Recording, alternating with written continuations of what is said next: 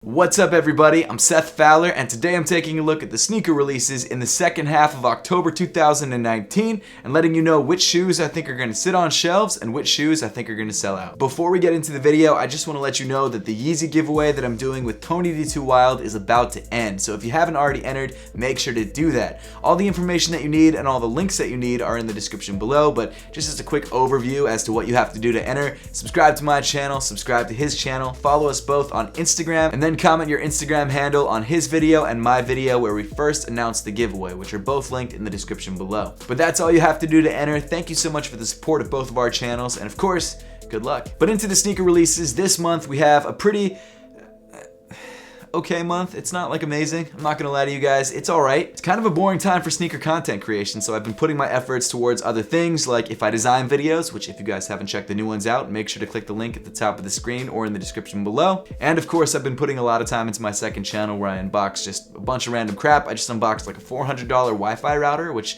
was unnecessary, but still fun to unbox. And of course, my Twitch, where I do a lot of sketching. So if you wanna check any of that stuff out, it's all linked in the description below with the giveaway. It's like, at this point, like 10 different links. But now, actually getting into the sneaker release portion of today's video, don't buy sneakers because some random dude on the internet told you to. Buy sneakers because you like them and because you can actually afford them. If you can't afford sneakers, or if your friends are trying to peer pressure you into buying sneakers, don't buy them. It's not worth it. And of course, all the sit or sell ratings in today's video are all my own opinion. They're not fact. Don't base your buying decisions off whether I say a sneaker is gonna sit or whether it's gonna sell. Buy a sneaker because you like it. But with all that stuff out of the way, let's jump right into October 15th. The first sneaker that we've got is the Nike Kobe 4 ProTRO in black Aurora green. This shoe is a pretty decent sneaker. It's a primarily black Kobe 4 ProTRO with some green and yellow accents. And I think if you're looking for a good basketball sneaker that looks like an original Kobe but performs like a new performance sneaker, this is a great way to go. But hype-wise, there is none. I think this shoe is gonna sit.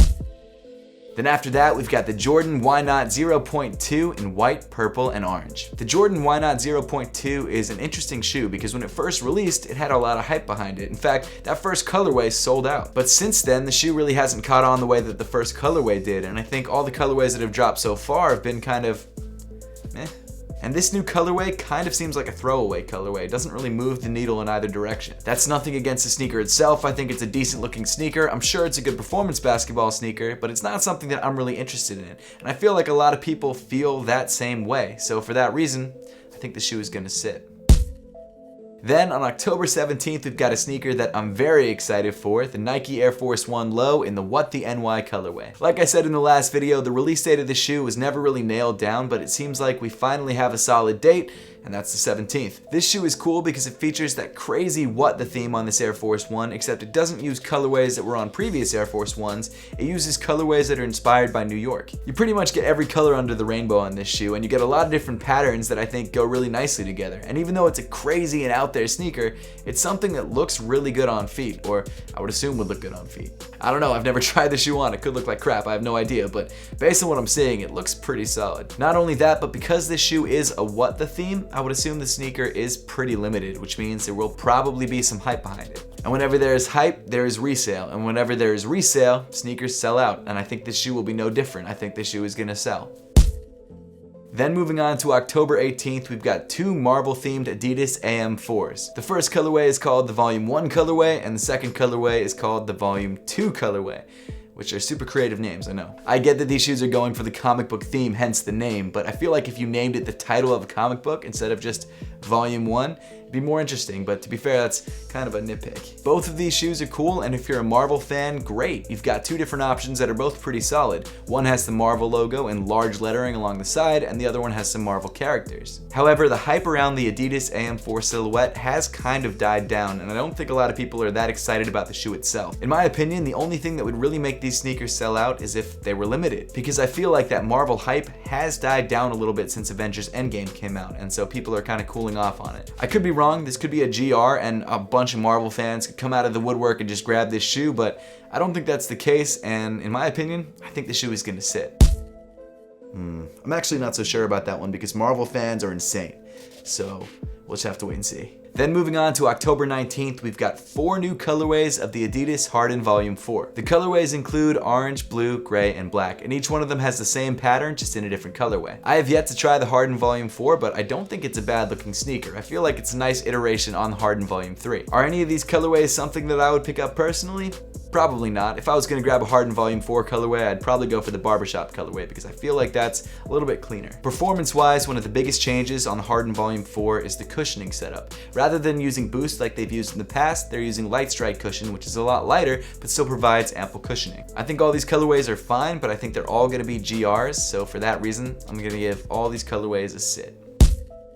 After all those drops, we've also got the Air Jordan 10 Seattle. This is the first time this Air Jordan 10 is released since the City Pack release back in 1995, and I think a lot of people are pretty excited about it. At first glance, this shoe might just look like a black and white Air Jordan 10, but when you look closer at the sock liner and the outsole, you'll see some really nice hits of forest green. This is a really clean Air Jordan 10 colorway, and I like it a lot. It's just not something I want to spend almost $200 on. I was 3 in 1995, so I'm not really nostalgic towards the City Pack, so this shoe doesn't really do anything for me other than just look nice, so it's not something that I really want to go for. But I'm sure there are a lot of people out there who just really like the way this sneaker looks, or were really into this shoe when it dropped in 1995. I'm just not one of them. But will there be enough people to really make this shoe sell out?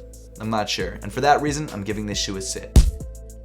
And rounding off October 19th, we've got the Adidas Yeezy Boost 700 in the teal blue colorway. Wasn't the hospital blue like the same exact thing? Okay, it's not the same exact thing, but it's really similar. Why would you drop 2 monochromatic blue colorways in the same month? I don't understand that. Of the same shoe, essentially. It's crazy. Don't get me wrong, I still think it's a nice looking shoe, and I think the colorway is fine, but the hospital blues just came out. I don't get it. I don't understand it, but you know what? It doesn't matter what I think because Yeezys always sell out, or most of them usually sell out. And this shoe is a 700 V1, which is one of the most popular Yeezys. Even though hype on the 700s is dying down, I still think this shoe is gonna sell out.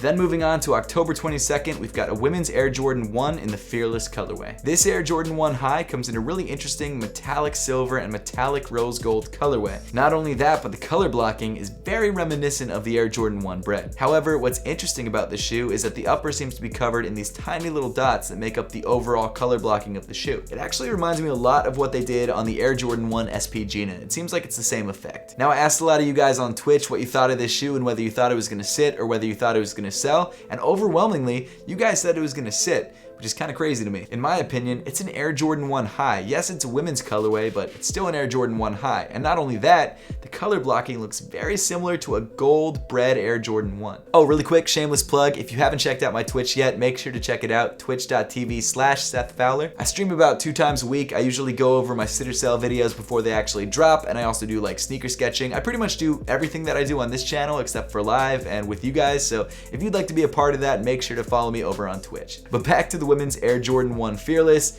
I think the shoe is gonna sell. Then moving on to October 23rd, we've got the New Balance Kawhi Leonard Omnis in white and teal. So far, every colorway of this sneaker is sold out, which has been kind of crazy to see because it's a New Balance basketball sneaker. The success of the shoe is definitely due to the fact that Kawhi Leonard is a beast on court and he just won a championship. Kinda sucks that he beat the Sixers by 1 shot in Game 7 to get there, but you know, gotta respect the dude anyway. The shoe itself is a pretty decent basketball sneaker. It's not incredible, but it's definitely not bad. It also has a pretty nice aesthetic to it. But honestly, if you didn't know what sneaker it was, you probably wouldn't give it a second look. And I honestly still think there's a lot of people who want this shoe and a lot of Kawhi fans who would love to wear a pair of Kawhis. So for that reason, I think this shoe's gonna sell. Moving on to October 24th, we've got the Nike PG3 in the NASA colorway. This is the 3rd PG3 NASA colorway that's dropped so far. I think it could be the 2nd, but I'm pretty sure it's the 3rd. This shoe comes in a blue, orange, and silver look, and to be honest, it's one of the better NASA colorways in my opinion. The shoe definitely does have sort of a Nerf vibe to it, so it's not something that I'd really want to rock, but it's not a bad looking shoe overall. But if you're a fan of PG, NASA, or blue, orange, and silver, this might be a great shoe to grab. Maybe if you want to pretend like you're on the Clippers, you can grab this shoe and the Kawhis and you're good to go. I don't know, it's not a bad shoe, but I don't think anyone's that excited about it, so for that reason, I'm giving this shoe a sit.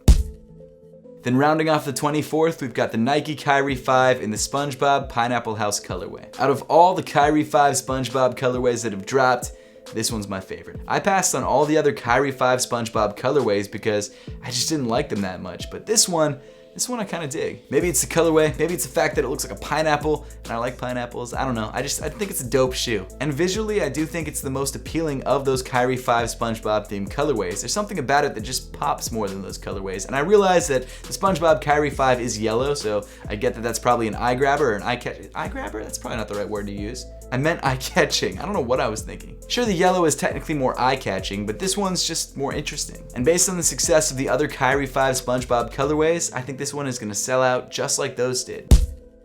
Next, on October 25th, we've got the Nike Air Force 1 Low Black X-Ray Skeleton. This overtly Halloween-themed shoe is the second iteration of the X-Ray Skeleton Air Force 1 colorway from last year. Last year's version came primarily in white, this year's version comes primarily in black, and I think personally I prefer the black colorway because it looks more like an X-ray. Even though I think this version's better than last year's, I'm still probably not going to pick up this shoe because I just don't like the concept that much. Nothing wrong with it, I just am not a fan of it. But I do think there is actually some hype behind this shoe, so I think it's very possible that this shoe could sell out.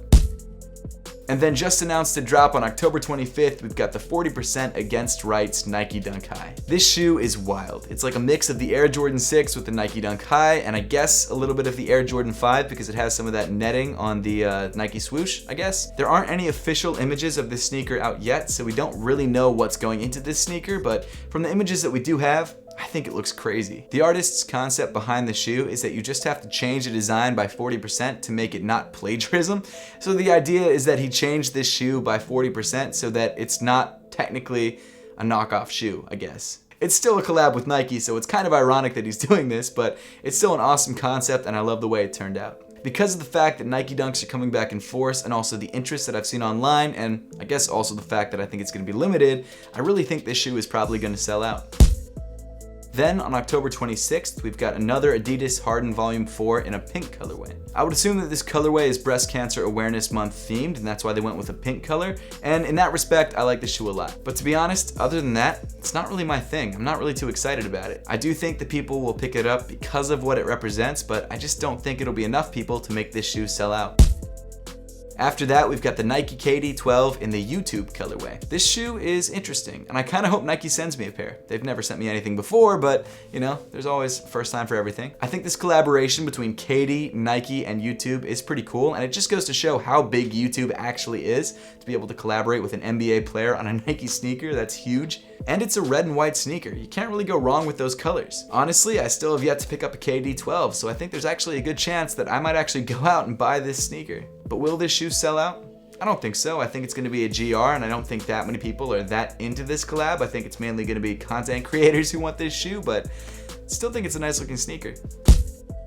Then rounding off the 26th, we've got one of the most polarizing releases of the year, the Air Jordan 1 Shatter Backboard 3.0. I picked up a pair from Flight Club a couple weeks ago and dropped a review, so if you guys haven't seen that yet, make sure to check it out through the link at the top of the screen. But I've got to say, having this shoe in hand really makes me appreciate it a lot more. At first, I hated it, just like a lot of people on the internet still do, but I really do think it's a nice sneaker. The color blocking is great, the concept behind the material usage is kind of cool, the fact that it's supposed to look like a shattering backboard, at least that's what people think, but I still would have preferred the shoe more if they had used standard leather or matte leather over this crinkled patent leather. It just doesn't look as good. If you're a fan of the colorway at all, I still think it's worth checking out this sneaker, and I think your mind will be changed once you actually see it in hand. And even though right now a lot of people are saying that they hate this sneaker and they're not gonna buy it, you know everyone's gonna be out at the store on release day grabbing it and reselling it. It's gonna sell out, there's no question in my mind. Then on October 29th, we've got the Nike LeBron 7 Red Carpet. This shoe kicks off the LeBron 7 Retros and is unchanged from the original version in 2009. In fact, it even comes with the original shoebox apparently. If you're a LeBron collector, this shoe definitely seems like a must-have, and I think a lot of people are pretty excited about it. I also wouldn't be surprised if this shoe was semi-limited. I don't think it's gonna be really limited, but I also don't think it's gonna be a GR. And because of that, I do think there is a little bit of hype behind this sneaker, and I think a lot of people who are LeBron fans really wanna own a piece of history. So honestly, I wouldn't be surprised if it sold out.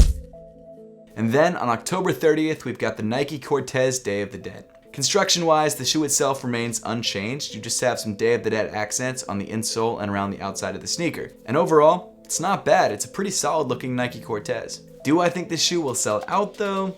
Probably not. Moving on to October 31st, we've got the Air Jordan 12 Reverse Taxi. I think there's no denying the fact that this shoe will be popular. It's an Air Jordan 12, it comes in all black, it's a reverse taxi colorway, but at the same time, I think Nike's gonna make a crap load of them. The Reverse Taxi Air Jordan 12 comes with a black suede upper and a white outsole, and it is a good looking shoe, but like I said, there's probably gonna be a ton of them. And because of that, even though I think the shoe is gonna be pretty popular, I think there's gonna be more than enough to go around, so I think the shoe will probably sit. And then rounding off the 31st, we've got a women's Air Jordan 7 in black patent leather. This is an interesting Air Jordan 7 in sort of a Halloween theme. You've got a black patent leather upper with orange and pink accents on the midsole. It's definitely not my thing, and a patent leather Air Jordan 7 is not something we see every day. There's nothing wrong with it, and I'm sure there's a lot of women out there who really like this shoe. I'm also sure there's a lot of guys out there who really like this shoe, but it's just not something that I think gets that many people going. So because of the weird material choice and the interesting color usage, I think the shoe is gonna sit. Before we finish off the video though, there is one potential release that I do want to cover, and that's the off-white Nike Dunk Low. This shoe has been rumored to release in October, and I do think that's a very real possibility. I don't know which colorway is going to drop, whether it's the green one, the red one, or even the blue one, but I think all of these colorways are great. What makes this shoe so interesting besides the standard Nike off-white detailing is the secondary lacing system that weaves over the top of the sneaker. The color of the secondary laces always seems to be orange, which provides a pretty interesting contrast between the color of the upper. And I gotta be honest, I dig the look. And if you don't like it, you could just get rid of the secondary lacing. You'll just have these tiny little flywire doodads kind of dangling around the outside of your sneaker.